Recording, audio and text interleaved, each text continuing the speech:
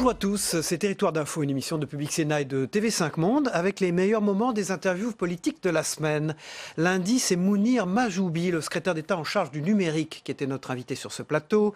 Il a indiqué être convaincu que la participation des Français au grand débat national allait modifier le fonctionnement institutionnel dans les années à venir et qu'il deviendrait la nouvelle norme de la Ve République. Le grand débat, il doit atterrir. Et on n'atterrit pas de façon brusque. Pour atterrir, il faut qu'on finisse les participations libres telles qu'elles ont lieu. Donc ça, c'est 15 mars. Ensuite, maintenant, il faut des participations thématiques, des participations territoriales. Ça va être l'objet des conférences régionales, ça va être l'objet des conférences thématiques.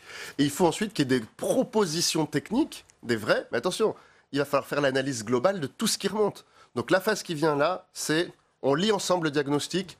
Donc après c'est fini, c'est-à-dire que tout le quinquennat va partir de ce diagnostic, et là on en prend pour 3 ans. Et non, et justement c'est ça qui est très important, et votre question là, elle est pour moi la question la plus essentielle.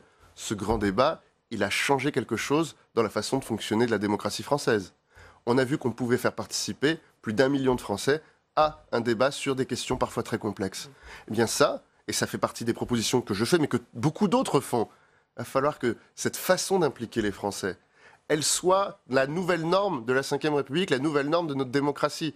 Mais ça veut dire des débats, ça veut dire des façons de participer, des façons de voter, des façons d'influencer le vote, une façon de créer une nouvelle relation entre démocratie représentative, démocratie délibérative, pouvoir exécutif. Il faut qu'on ait plus le sentiment, dans cette nouvelle ère d'un nouveau pouvoir, que chaque Français peut changer. Vous proposez le débat permanent, vous, au fond. Permanent. Je suis convaincu, mais c'est pas que je le propose, que c'est la seule façon d'affronter les 30 années qui viennent. Parmi ce qui a émergé, ce qui est remonté, c'est le rétablissement de l'impôt sur la fortune. Donc là, on a entendu à Chartres ce dimanche, mais peut-être qu'il faut davantage taxer les patrimoines. Alors que voulez-vous faire? Augmenter l'IFI, taxer les successions? Quel est le sens à donner? Je ne suis pas favorable à des mesures symboliques. Je suis à la fois un homme du cœur et un homme très technique et un homme des chiffres. Donc on ne va pas juste dire il faut augmenter l'IFI, parce que ça fait plaisir de dire on augmente l'IFI.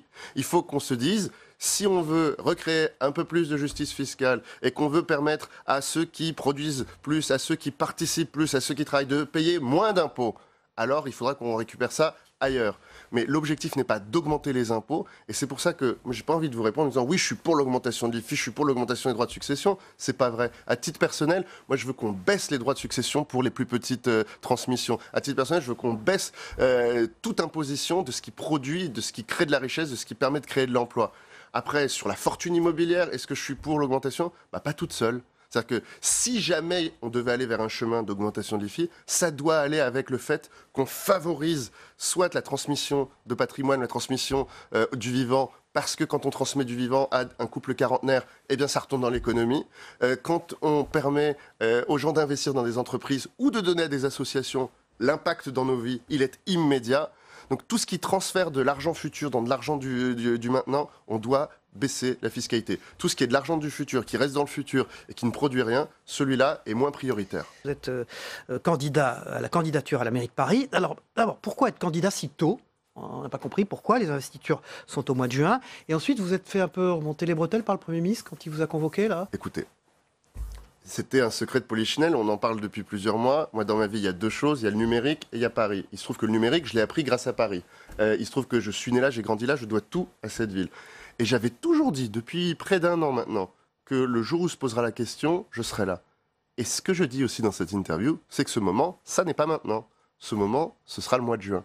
Et d'ici là, il y a beaucoup à faire. J'ai voulu rassurer ceux qui se demandaient si je le serais ou pas, mais j'ai aussi voulu dire à tous les autres que c'était pas le moment. C'est pas le moment d'en parler, c'est pas le moment de débattre. Le moment, ce sera juin, et d'ici là, on a du boulot. Laetitia Avia va donc déposer cette proposition de loi pour arrêter les contenus haineux. C'est-à-dire, faut-il lever l'anonymat du web? Je suis très clair, faut-il lever l'anonymat? C'est vrai qu'on en a marre de se faire insulter par des anonymes sur Internet. On a pris notre responsabilité, on a travaillé, on a fait ces propositions.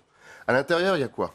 Il y a on va trouver plus facilement les auteurs de ces messages. Alors, ça ne veut pas dire la fin de l'anonymat. Parce que l'anonymat sur Internet, c'est déjà une fiction. C'est-à-dire qu'aujourd'hui, dans la plupart des enquêtes, quand on décide d'enquêter, on retrouve l'identité de la personne assez rapidement. Par contre, c'est trop long. Par contre, on ne le fait pas à chaque fois. Donc ce que va faire cette loi, c'est de dire il faut qu'on facilite le dépôt de plainte et il faut qu'on facilite le processus d'enquête et il faut qu'on oblige les plateformes à répondre plus rapidement. Dépôt de plainte en ligne, par exemple. Dépôt de plainte en ligne. On doit aller vers le dépôt de plainte en ligne, mais on doit surtout faire que quand on dépose une plainte, elle soit transformée en poursuite. Mardi, c'est la secrétaire d'État auprès du ministre de l'économie Agnès Pannier-Runacher qui était notre invitée sur ce plateau. Interrogée sur la situation de l'acierie Ascoval, elle a indiqué qu'il y avait des candidats sérieux à la reprise. Vous vous rappelez que j'ai pris mes fonctions il y a 5 mois et que ce qui s'est passé il y a 5 mois, c'est qu'on a précisément repris le dossier, permis à Altifort d'aller jusqu'au bout de son offre. Si on n'avait pas été là, ça ne se serait pas passé. Si l'État n'avait pas été là, les 280 personnes, les 280 salariés d'Ascoval seraient aujourd'hui au chômage. Et aujourd'hui, on continue à travailler à la recherche de repreneurs alternatifs avec le 25 mars une remise de offres, le 27 mars une décision du tribunal de commerce. Et si on n'avait pas été là, il n'y aurait pas non plus eu une fiducie qui préserve les intérêts financiers des salariés. Donc moi, je réponds, c'est peut-être le point de vue qu'avait Xavier Bertrand à un moment du dossier, mais en tout cas, les faits lui ont donné tort. Parce qu'aujourd'hui, vous nous dites, oui, il y a des dossiers viables. Est-ce que vous avez bon espoir de trouver un repreneur? Ce que je vous dis aujourd'hui, c'est qu'il y a des gens sérieux qui regardent le dossier. On en reparle le 27 mars. Des gens sérieux, c'est-à-dire? Des gens sérieux, des entreprises sérieuses qui sont capables de reprendre le dossier. Réponse au 27 mars. Moi, je ne fais pas des promesses en l'air. Mais Bruno Le Maire parlait d'une quinzaine de repreneurs. Il y en a combien de repreneurs sérieux parmi cette quinzaine? Encore une fois, je ne fais pas des promesses en l'air. L'important, c'est d'avoir un repreneur sérieux. Ce n'est pas d'en avoir une quinzaine qui ne soit pas sérieux. Aujourd'hui, ma responsabilité, elle est vis-à-vis des 280 familles et des 280 salariés de l'entreprise. Je ne leur ai jamais manqué jusqu'ici. Il n'est pas question que je leur manque une fois de plus. Moi, je suis allée sur place. J'ai vu des personnes qui étaient extrêmement affectées, qui pleuraient parce qu'ils allaient perdre leur job, qui pleuraient parce que ça faisait 30 ans qu'ils étaient dans l'entreprise. On leur doit d'être le plus rigoureux possible, de trouver le maximum, de donner le maximum de chance au dossier. Et si on n'y arrive pas, d'avoir le meilleur accompagnement possible. Il y a des emplois aussi à sauver en ce moment dans la filière diesel. Vous vous êtes rendu dans la Vienne récemment, justement, où 2 sous-traitants sont en difficulté. Vous avez réuni hier à Bercy les acteurs de la filière diesel. Il y a urgence. En 10 ans, les ventes de diesel ont été divisées par 2. Que peut faire le gouvernement aujourd'hui pour aider cette filière ? Le gouvernement peut accompagner ces filières. L'enjeu derrière l'industrie, c'est l'emploi et l'emploi dans les territoires. C'est ça qui est notre motivation principale. Qu'est-ce qu'on peut faire pour les accompagner? Je vais prendre l'exemple de Bosch, qui est un dossier à Rodez, un site de Rodez, 800 emplois, où je me suis rendue il y a 3 semaines. On est en train de regarder des reconversions dans l'aéronautique par exemple, reconversion dans des pièces d'une autre partie de la voiture, reconversion dans la production de pièces pour d'autres sites de Bosch. Vous avez une délégation qui va voir vendredi la maison mère de Bosch et notre responsabilité, c'est effectivement d'accompagner ces reconversions, de les anticiper suffisamment pour donner le temps d'avoir des alternatives en termes de production. Je prends l'exemple de l'aéronautique. Vous ne qualifiez pas une pièce du jour au lendemain. Il vous faut un petit peu de temps. En revanche, on sait qu'on a les savoir-faire et c'est comment on utilise les savoir-faire des salariés pour les mettre sur d'autres lignes de production, d'autres projets où l'entreprise pourra continuer à vivre. Un plan femmes dans l'industrie, vous en avez parlé récemment. Les femmes, au fait, sont beaucoup moins présentes dans les fonctions opérationnelles. Vous voulez quoi? Rééquilibrer les choses? Qu'elles se réintéressent au secteur de l'industrie? 2 choses, qu'elles se réintéressent à l'industrie ou qu'elles aient de l'appétence pour l'industrie, mais aussi qu'on leur donne leur chance dans l'industrie. Et c'est pour ça que nous avons un plan femmes pour l'industrie où nous demandons aux entreprises de s'engager non seulement à recruter à la sortie des écoles dans des proportions qui soient supérieures à ce qui est le cas aujourd'hui, c'est-à-dire que vous avez assez peu de femmes en fait recrutées en sortie d'école et c'est quelque chose qu'on peut faire de manière proactive. Vous avez des entreprises qui arrivent à recruter 40% de femmes ingénieurs et 60% de femmes, de 60% d'hommes ingénieurs. Donc ça veut dire que c'est possible. On a appris hier soir qu'il n'y aurait pas de 5e mandat pour Bouteflika en Algérie. La France a salué cette décision qui ouvre la voie à l'apaisement. Est-ce que c'est de nature aussi à rassurer les entreprises françaises en Algérie ? Je pense que tout ce qui concourt à une stabilité, à une sérénité en Algérie va dans le bon sens. Nous prenons acte effectivement de la décision communiquée par M. Bouteflika. Nous souhaitons aussi, nous sommes en attente des prochaines étapes, parce que je crois qu'il y a des prochaines étapes. Il y a encore beaucoup d'interrogations. Il y a des interrogations qui doivent être éclaircies. Nous, ce qui compte pour nous, c'est que cela se passe dans le respect du peuple souverain algérien et effectivement dans la plus grande sérénité possible. Mercredi, c'est le député PS du Val-de-Marne, Luc Carvounas, qui était sur notre plateau au lendemain de l'adoption de la loi anti-casseurs. Ce dernier a réagi à la saisine du Conseil constitutionnel par Emmanuel Macron, considérant que le président avait fait, selon ses termes, une prise de judo et qu'il était peu probable que le Conseil tout juste renouvelé rejette cette loi. Le président de la République fait de la politique, il fait une prise de judo. Il savait très bien que les oppositions allaient saisir, notamment sur l'article 2, le Conseil constitutionnel. Vous savez, cet article qui dit quoi finalement?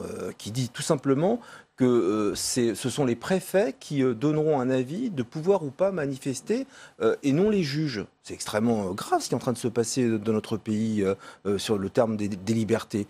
Et le président de la République, pour clore le débat, renvoie au Conseil constitutionnel. Ceux qui ne sont pas des initiés peuvent imaginer que c'est la bonne procédure. Mais le Conseil constitutionnel, écoutez, vient d'être renouvelé il y a quelques jours à peine. Ils ont été installés, je pense à Jacques Mézard, à Alain Juppé, en remplacement des sages. J'imagine pas que politique. J'imagine pas un instant que le premier acte politique du Conseil constitutionnel renouvelé pour bon nombre de ses membres par le président de la République, le président de l'Assemblée nationale et le président du Sénat pose comme premier acte politique de renvoyer dans les cordes un texte porté par la majorité. Je serais très étonné, mais en tous les cas, j'espère au nom des libertés que ce sera le cas, parce que cet article 2 pose quand même de véritables questions. L'actualité de votre parti, Conseil national du Parti socialiste, samedi, sur les européennes, vous avez trouvé votre tête de liste? Moi, je le pense, que Olivier Faure serait une très bonne tête de liste. Il est aujourd'hui le premier secrétaire.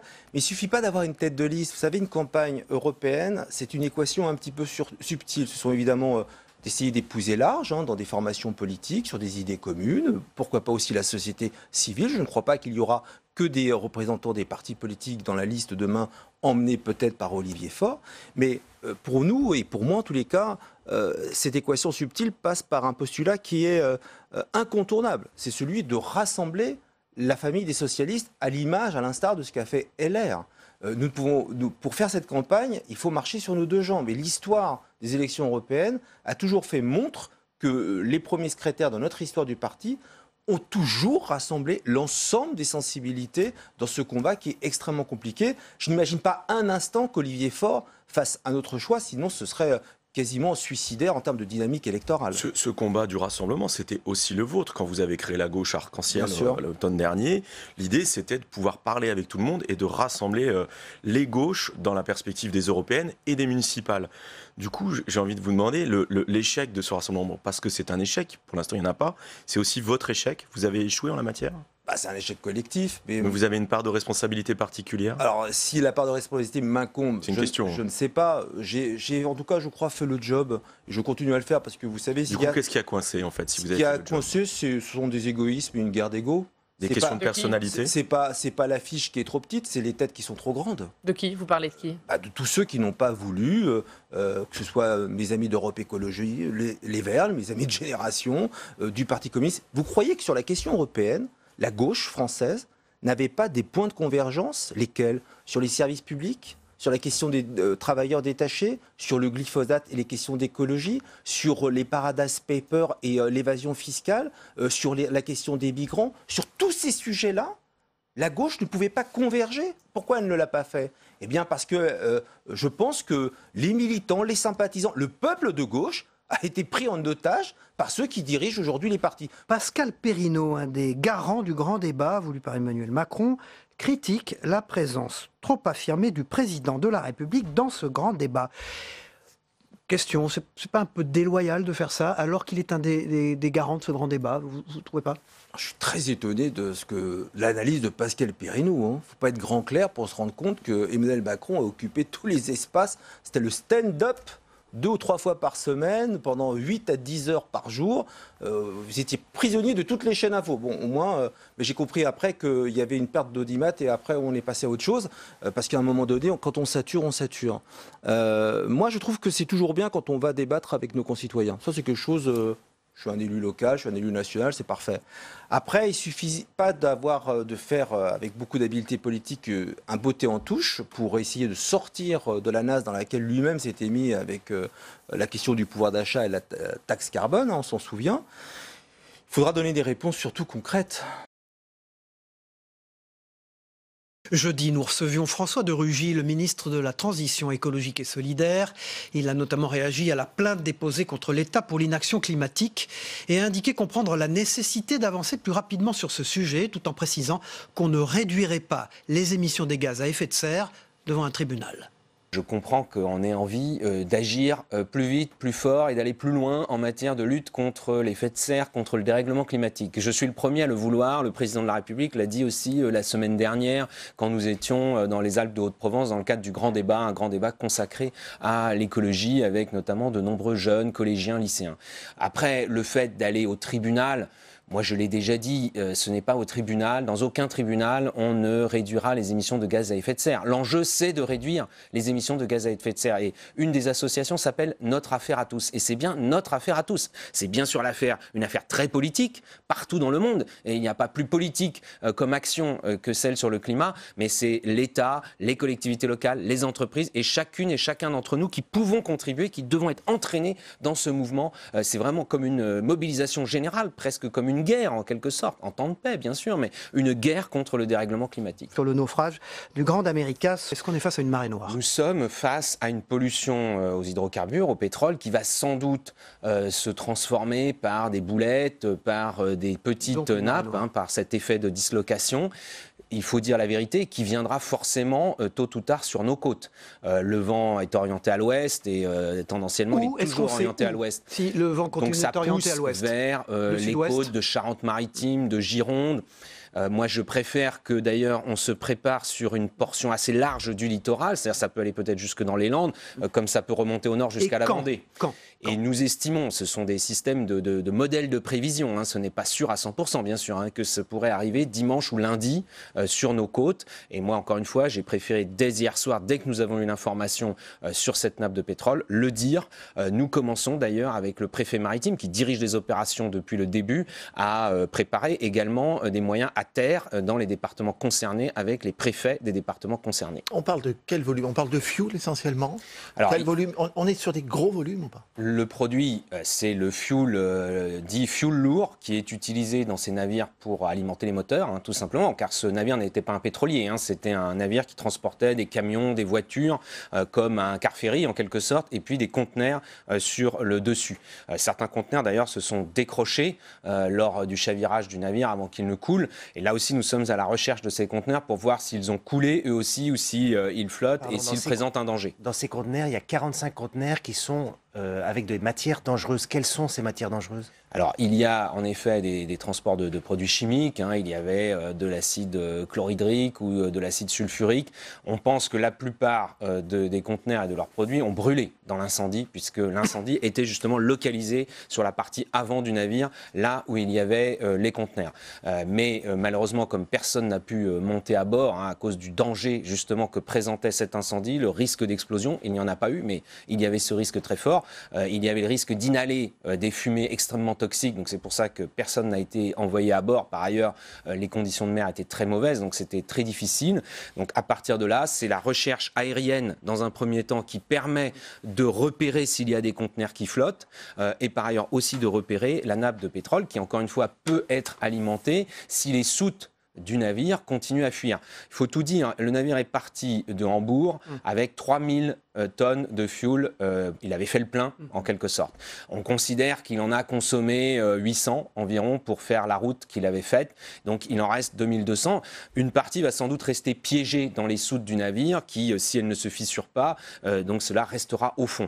Mais une partie a commencé à fuir, c'est ce que nous voyons à la surface. Samedi, une marche sur le climat. Est-ce que c'est la raison pour laquelle le gouvernement a décidé de reporter à la semaine prochaine ou dans 2-3 semaines la présentation de son projet de loi sur l'énergie. Nous allons expliquer et expliciter ce que nous appelons la neutralité carbone. C'est le concept sur lequel les accords internationaux sont fondés, dont l'accord de Paris de 2015. Et il faut dire à celles et ceux qui nous regardent, c'est extrêmement ambitieux, puisque le but, c'est d'avoir des émissions de CO2 qui soient inférieures à ce que la nature, nos forêts, en France, est capable d'absorber. Donc vous vous rendez compte qu'il faut vraiment que ce soit des émissions de CO2 résiduelles, en quelque sorte. On ne compte pas sur d'autres pays, on ne compte pas sur le fait de stocker du carbone dans le sous-sol, ou que sais-je encore. Donc ça veut dire quasiment diviser par 8 nos émissions de CO2 d'ici 2050, alors qu'avant on était sur divisé par 4.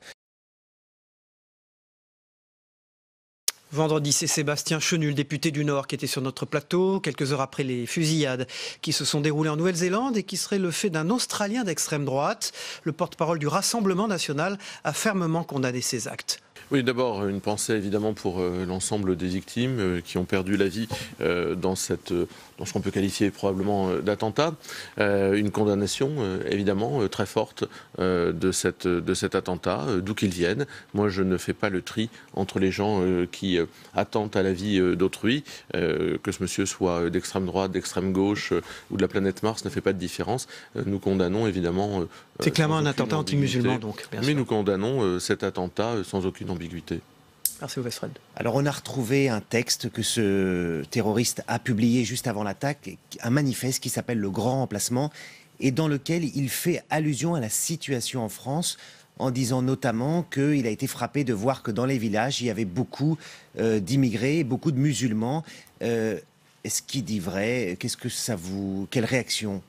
C'est autre chose. Ça, c'est un autre débat. Le fait que la France subisse une sorte de submersion migratoire depuis un certain nombre d'années est un autre débat. Si vous voulez, heureusement qu'on peut encore tenir un débat sur l'immigration sans avoir ce genre de conséquences de déséquilibrés qui vont saisir une arme pour tuer des immigrés. Moi, je n'ai rien contre les immigrés. Je m'attaque à la politique d'immigration qui est menée dans ce pays, immigrationniste dans ce pays depuis 30 ans. Donc, je n'ai rien contre les individus. Je m'attaque à une politique qui nous met et qui met les immigrés, les gens qui viennent en France, dans des situations de conflits permanents ou de difficultés économiques et sociales. Pascal Jalabert. Oui, alors changeons de sujet. Hier soir, Marine Le Pen était l'invitée d'une émission politique sur France 2.